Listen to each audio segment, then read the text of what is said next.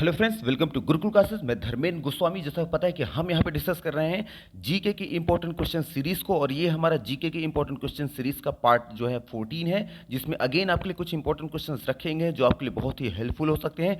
तो चलिए यहाँ टाइम वेस्ट देकर तो यहाँ वन बाई वन एक एक क्वेश्चन को वन बाई वन डिस्कस करना शुरू करते हैं। देखिए, आज का हमारा पहला क्वेश्चन कह रहा है कि शुद्ध पानी किस प्रकार का विद्युतीय चालक है। तो शुद्ध पानी जो होता है किस प्रकार का विद्युतीय चालक होता है? औसतन होता है, अच्छा होता है, खराब होता है, सुपर होता है। तो याद रखिएगा, शुद्ध पानी जो होता है ये विद्युतीय चालक का जो है ये खराब माना जाता है, खराब चालक माना जाता है। तो खराब की बात देखिए ऑप्शन नंबर सी में, तो हमारे यहाँ पे सी नंबर राइट आंसर हो जाएगा।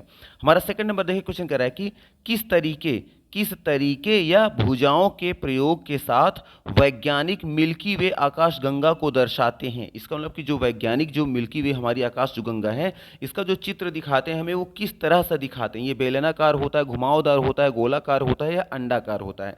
तो याद रखिएगा, जो मिल्की वे को जो इसको जो स्ट्रक्चर जो दिखाया जाता है वैज्ञानिकों के द्वारा, जो इसका स्ट्रक्चर दिखाया जाता है बनावट, वो गोलाकार की तरह दिखाया जाता है, गोलाकार दिखे ऑप्शन नंबर सी में। तो हमारे यहाँ पे सी नंबर राइट आंसर हो जाएगा। आपको याद रखना है कि वैज्ञानिक मिल्की वे या आकाशगंगा को गोलाकार दर्शाते हैं। फिर देखिए आ जाएंगे थर्ड नंबर, हमारा क्वेश्चन कह रहा है कि WWF जिसे विश्व वन्य जीवन कोष के प्रतीक के निम्नलिखित में से कौन सा जानवर है। इसका मतलब जो WWF जिसे हम कहते हैं, जिसे हिंदी में कहते हैं विश्व वन्य जीवन कोष, कह रहे हैं कि के प्रतीक के रूप में किस जानवर को देखा जाता है या माना जाता है। तो जानते रहिए WWF या फिर विश्व वन्य जीवन कोष के प्रतीक के रूप में जिसे माना जाता है वो है पांडा, और पांडा देखिए ऑप्शन नंबर सी में। तो हमारे यहाँ पे सी नंबर राइट आंसर हो जाएगा।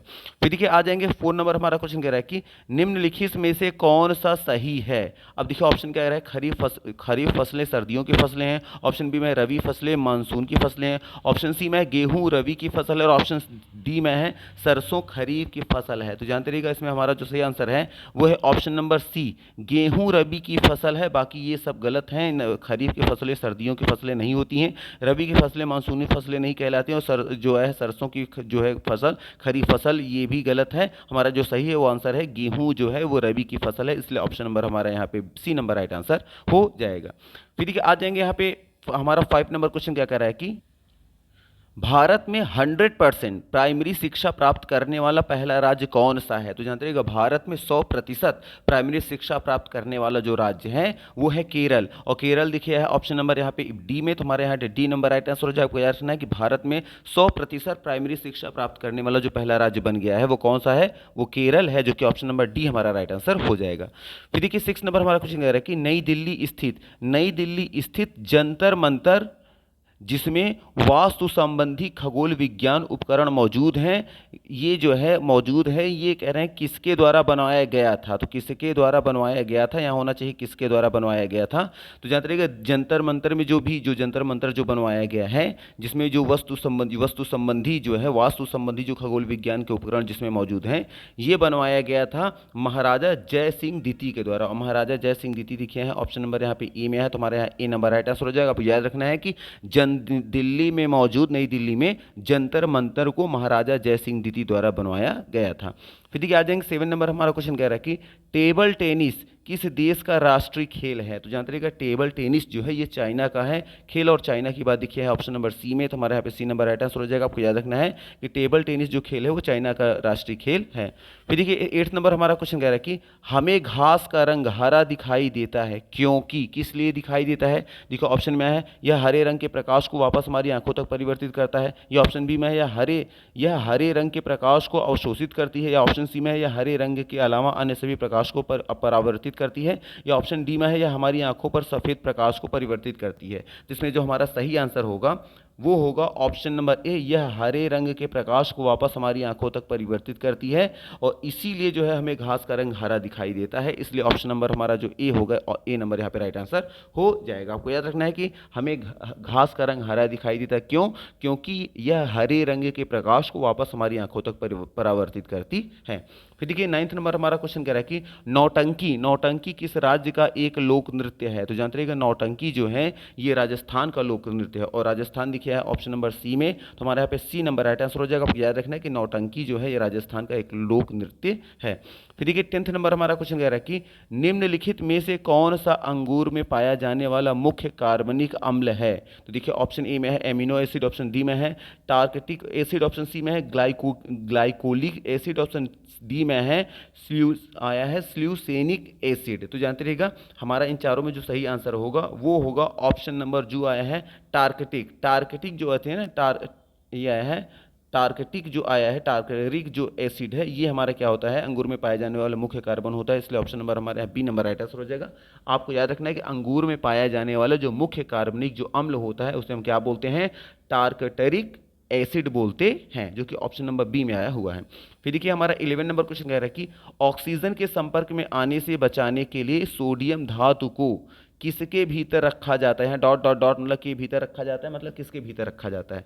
तो जानते रहिएगा ऑक्सीजन के संपर्क में आने से बचाने के लिए सोडियम की धातु को याद रखिएगा केरोसिन के अंदर रखा जाता है, और केरोसिन देखिए है ऑप्शन नंबर यहाँ पे सी में, तो हमारे यहाँ पे सी नंबर राइट आंसर हो जाएगा। आपको याद रखना है ऑक्सीजन के संपर्क में आने से बचाने के लिए सोडियम धातु को केरोसिन के अंदर रखा जाता है।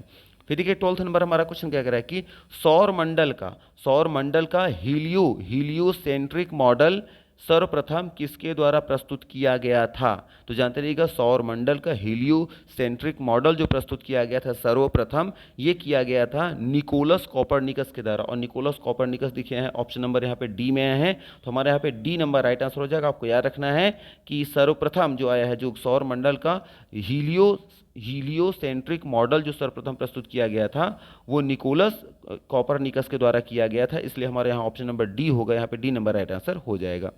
फिर देखिए 13 नंबर हमारा क्वेश्चन कह रहा है कि निम्नलिखित में से कौन सा ग्रह मानव द्वारा खोजा गया प्रथम ग्रह है। तो जानते रहिएगा मानव द्वारा खोजा गया जो प्रथम ग्रह है वो है यूरेनस, और यूरेनस दिखिए है ऑप्शन नंबर यहाँ पे बी में, तो हमारे यहाँ पे बी नंबर राइट आंसर हो जाएगा। आपको याद रखना है कि मानव द्वारा खोजा गया पहला ग्रह है वो यूरेनस है। फिर देखिए आ जाएंगे नेक्स्ट हमारा क्वेश्चन क्या कह रहा है कि भारत की राष्ट्रीय प्रतिज्ञा के रचयिता थे। तो भारत की राष्ट्रीय प्रतिज्ञा के रचयिता थे, तो कौन रचयिता थे। तो जानते रहिएगा भारत की राष्ट्रीय प्रतिज्ञा के जो रचयिता थे वो थे पीडीमारी वेंकट सुब्बा राव, और पीडीमारी वेंकट सुब्बा राव देखिए हैं ऑप्शन नंबर यहाँ पे सी में, तो हमारे यहाँ पे सी नंबर राइट आंसर हो जाएगा। आपको याद रखना है कि भारत की राष्ट्रीय प्रतिज्ञा के रचयिता जो थे वो थे पीडीमारी वेंकट सुब्बा राव, जो कि ऑप्शन नंबर सी में आए हुए हैं। फिर देखिए आ जाएंगे 15 नंबर हमारा क्वेश्चन कह रहा है कि निम्नलिखित में से कौन सा भारत का पहला सुपर कंप्यूटर है। तो जानते रहिए भारत का जो सुपर कंप्यूटर है उसका नाम है परम 8000, और परम 8000 देखिए है ऑप्शन नंबर है हमारे यहाँ पे ए में, तो हमारा ए नंबर यहाँ पे राइट आंसर हो जाएगा। आपको याद रखना है भारत का जो पहला सुपर कंप्यूटर है वो परम 8000 था। फिर देखिए आ जाएंगे हमारा 16 नंबर क्वेश्चन क्या है कि भारतीय संविधान में पहला संशोधन कब किया गया। तो जानते रहिएगा भारतीय संविधान में जो पहला संशोधन किया गया था वो किया गया था 1951 में, और 1951 की बात देखिए है ऑप्शन नंबर ए में, तो हमारे यहाँ पे ए नंबर राइट आंसर हो जाएगा। आपको याद रखना है कि भारतीय संविधान में पहला संशोधन 1951 में किया गया था। फिर देखिए 17 नंबर हमारा क्वेश्चन क्या है, निम्नलिखित रेलगाड़ियों में से कौन सी भारत में समय और दूरी के संदर्भ में सबसे लंबे रेल मार्ग पर चलती है। तो जानते रहिएगा भारत रेलगाड़ियों में से वह रेलगाड़ी जो भारत में सबसे लंबे रेल मार्ग पर चलती है समय और दूरी के संदर्भ में वो है विवेक एक्सप्रेस, और विवेक एक्सप्रेस दिखिए है ऑप्शन नंबर यहाँ पे सी में, तो हमारे यहाँ पे सी नंबर राइट आंसर हो जाएगा। आपको याद रखना है कि भारत में समय और दूरी के संदर्भ में जो सबसे लंबे रेल मार्ग पर चलने वाली जो रेलगाड़ी है वो कौन सी है, विवेक एक्सप्रेस। फिर देखिए आ जाएंगे हमारा 18 नंबर क्वेश्चन कह रहा है कि भारत का सबसे बड़ा तथा दुनिया का सबसे बड़ा मठ, भारत का भी सबसे बड़ा उसके साथ साथ दुनिया का सबसे बड़ा मठ जो है तवांग मठ कहाँ स्थित है। तो जानते रहिएगा जो भारत का भी सबसे बड़ा और विश्व का भी जो सबसे बड़ा मठ है जिसका नाम क्या है, तवांग जो मठ है, याद रखिएगा ये मौजूद है अरुणाचल प्रदेश में, और अरुणाचल प्रदेश दिखा है ऑप्शन नंबर सी में, तो हमारे यहाँ पे सी नंबर राइट आंसर हो जाएगा। आपको याद रखना है भारत का सबसे बड़ा तथा दुनिया का सबसे बड़ा मठ जिसका नाम क्या है, तवांग मठ है, यह अरुणाचल प्रदेश में स्थित है। फिर देखिए 19 नंबर क्वेश्चन क्या कह रहा है कि 1885 में 1885 में भारतीय राष्ट्रीय कांग्रेस की स्थापना किसके द्वारा की गई थी? तो जानते रहिएगा 1885 में भारतीय राष्ट्रीय कांग्रेस की जो स्थापना की गई थी ये की गई थी एलन ऑक्टावियन व्यूम के द्वारा। और एलन ऑक्टावियन व्यूम देखिए है, ऑप्शन नंबर हमारे यहाँ है, देखिए ए में आया है, तो हमारे यहाँ पे ए नंबर राइट आंसर हो जाएगा। आपको याद रखना है कि भारतीय राष्ट्रीय कांग्रेस की स्थापना जो कि 1885 में की गई थी, ये की गई थी एलन ऑक्टावियन व्यूम के द्वारा की गई थी, जो कि ऑप्शन नंबर ए में आए हुए हैं। फिर देखिए आ जाएंगे 20 नंबर हमारा क्वेश्चन क्या है कि अंतरिक्ष यात्रा करने वाला प्रथम भारतीय कौन था? तो जानते रहिएगा अंतरिक्ष यात्रा करने वाला जो प्रथम जो भारतीय थे वो थे राकेश शर्मा। और राकेश शर्मा देखिए है ऑप्शन नंबर ए में, तो हमारा यहाँ पे ए नंबर राइट आंसर हो जाएगा। आपको याद रखना है कि अंतरिक्ष यात्रा करने वाला भारत का जो प्रथम भारतीय जो थे वो राकेश शर्मा थे। फिर देखिए 21 नंबर हमारा क्वेश्चन कह रहा है कि निम्नलिखित में से किसका प्रयोग पानी की अस्थायी कठोरता को यूं करने के लिए किया जाता है? तो जानते रहिएगा जिसका प्रयोग पानी की स्थायी कठोरता को यूं ही बनाए रखने के लिए जिसका प्रयोग किया जाता है वो है सोडियम कार्बोनेट। और सोडियम कार्बोनेट की बात देखिए है ऑप्शन नंबर ए में, तो हमारे यहाँ पे ए नंबर राइट आंसर हो जाएगा। आपको याद रखना है कि पानी की अस्थायित्व कठोरता को यूं ही बनाए रखने के लिए जिसका प्रयोग किया जाता है वो कौन है? सोडियम कार्बोनेट होता है। इसलिए ऑप्शन नंबर हमारा ए नंबर यहाँ पे राइट आंसर हो जाएगा।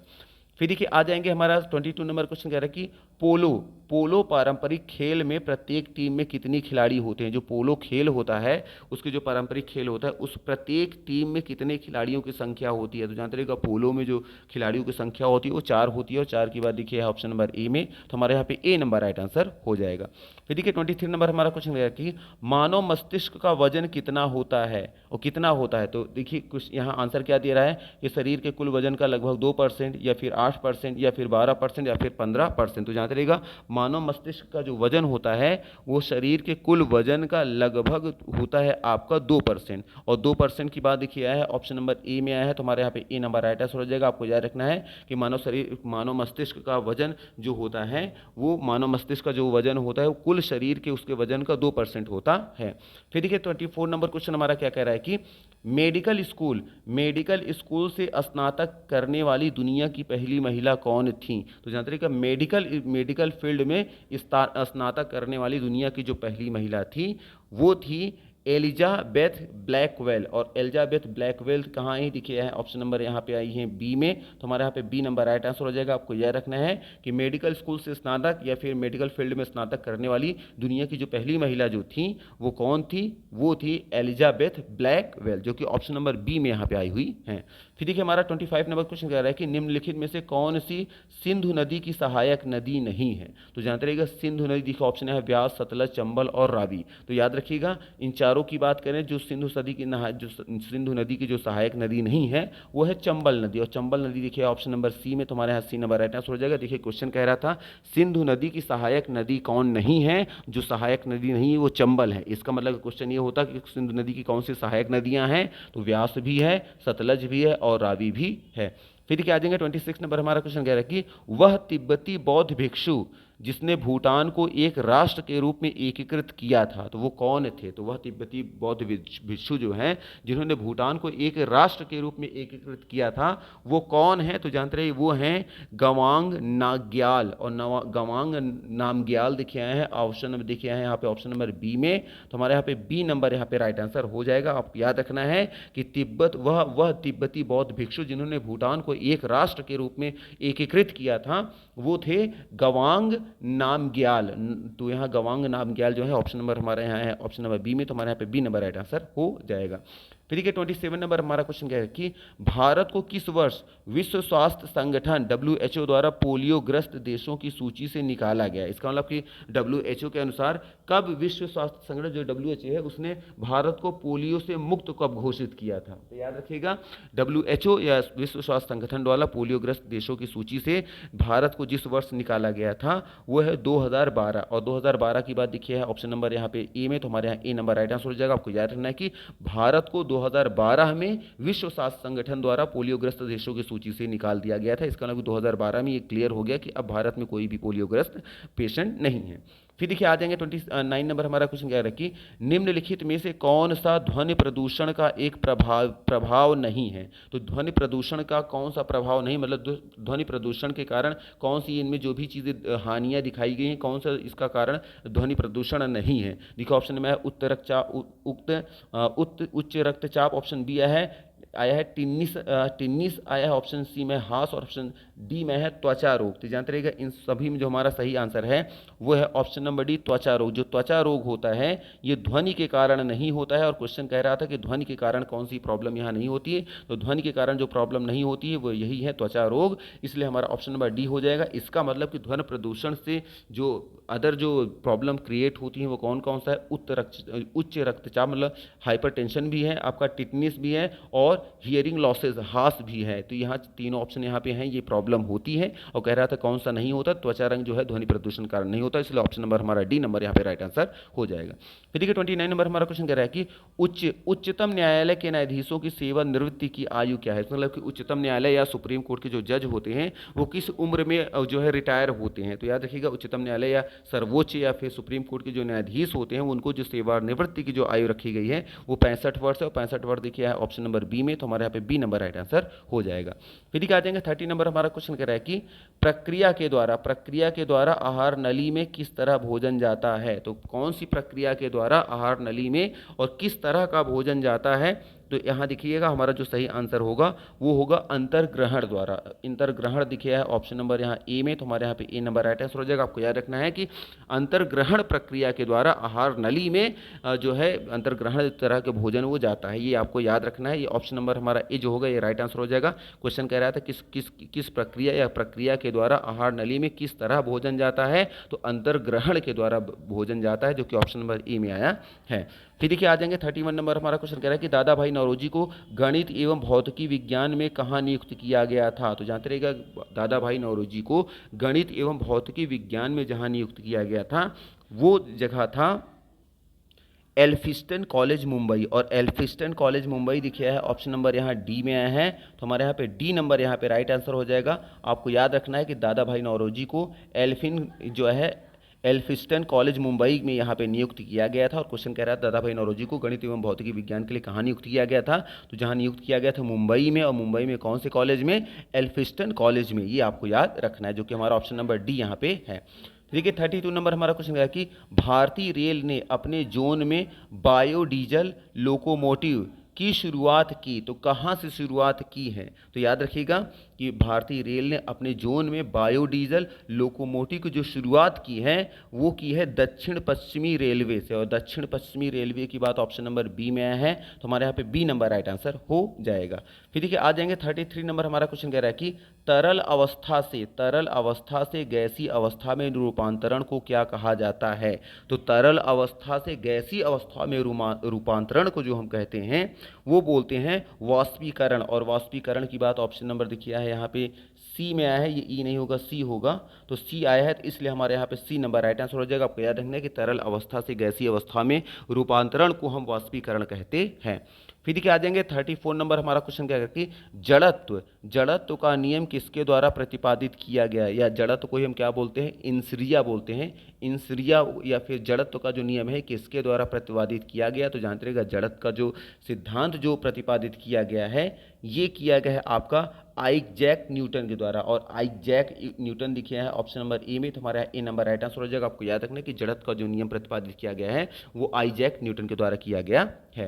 फिर देखिए आ जाएंगे 35 नंबर हमारा क्वेश्चन कह रहा है कि पानीपत रिफाइनरी किसके अंतर्गत आती है। तो याद रखिएगा पानीपत जो रिफाइनरी जो है जो तेल को शोधन करते हैं वो आती है IOCL के अंतर्गत, और IOCL देखिए है ऑप्शन नंबर यहाँ पे आया है ए में, तो हमारे यहाँ पे ए नंबर राइट आंसर हो जाएगा। आपको याद रखना है कि पानीपत रिफाइनरी जो है ये IOCL के अंतर्गत आती है, जो कि ऑप्शन नंबर ए हमारा है, इसलिए ए नंबर राइट आंसर हो जाएगा। फिर देखिए 36 नंबर हमारा क्वेश्चन क्या कह रहा है कि कुष्ठ रोग दिवस कब मनाया जाता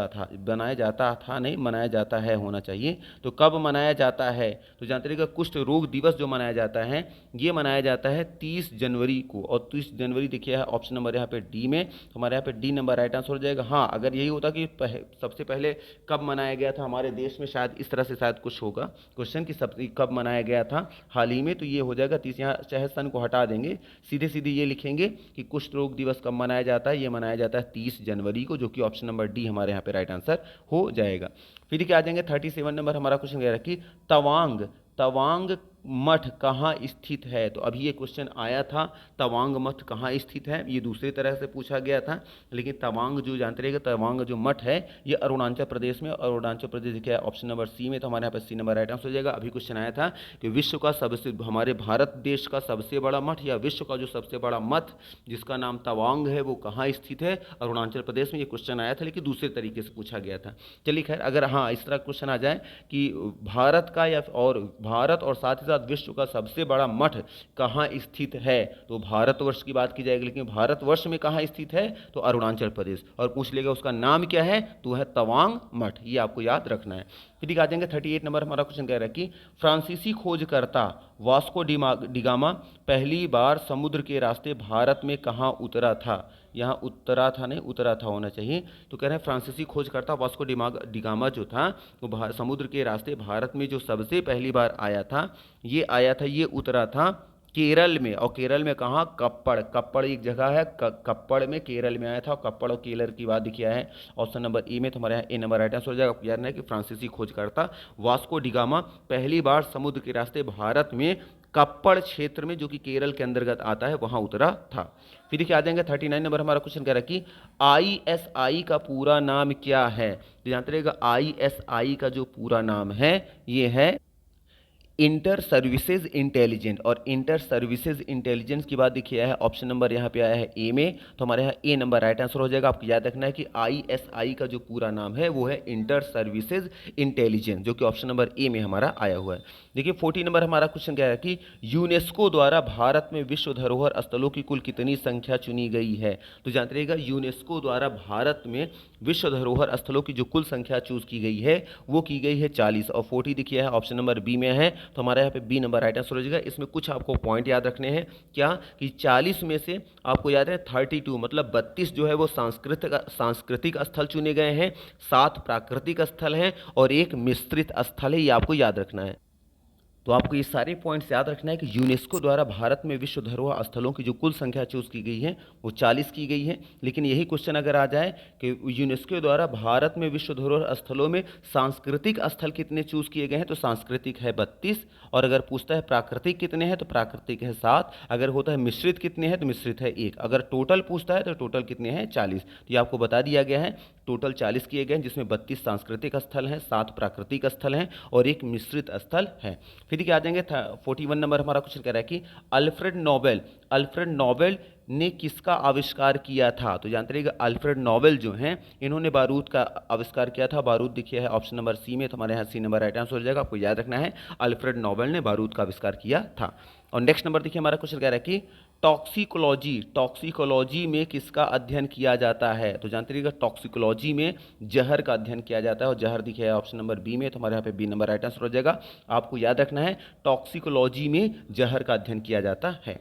और आज का हमारा लास्ट क्वेश्चन है, पृथ्वी के आकार की तुलना में निम्नलिखित में से सबसे बड़ा ग्रह कौन सा है? तो हम सभी को पता है कि पृथ्वी की आकार की बात करें तो उसका पृथ्वी के आकार की तुलना में जो ग्रह सबसे बड़ा है वो है बृहस्पति ग्रह, और बृहस्पति दिखे है ऑप्शन नंबर बी में, तो हमारे यहाँ पे बी नंबर राइट आंसर हो जाएगा। तो बृहस्पति ग्रह है सबसे बड़ा ग्रह है पृथ्वी से, अगर तुलना करें तो पृथ्वी जो भी और भी ग्रह हैं।